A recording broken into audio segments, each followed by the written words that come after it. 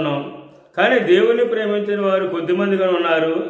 ఆ కొద్ది మందిగా చూసినట్లయితే కనుక దేవుని చేత కాపాడబడుతూ, దేవుని మందుల్లో ఉంటూ, దేవుని చేత కాపాడబడుతూ, అలా దేవుడు వారికి సంరక్షకుడిగా ఉంటూ వారిని నడిపించడం మనం చూస్తున్నాము.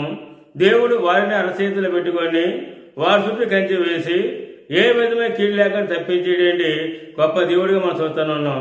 కానీ లోకాన్ని ప్రేమించి లోకాశలకు లోబడిపోయి ఈ లోకం శాశ్వతమైన భావించి లోకాన్ని ప్రేమించి అనేకమైన వారు గమనించిన దేవుని పిల్లారా, వారికి దేవునికి కోపం ఉండే అవకాశము ఎంత మాత్రం లేకుండా పోతున్నట్లు మనం చూస్తున్నాం.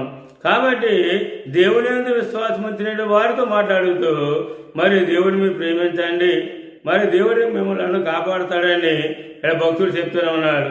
కాబట్టి ఏ రీతిగా మనల్ని కాపాడుతాడో 2-3 మాటలు మీకు తెలియపరుస్తాను. మొట్టమొదటి చూసినట్లయితే కనుక మన పాదములను తొట్టిలో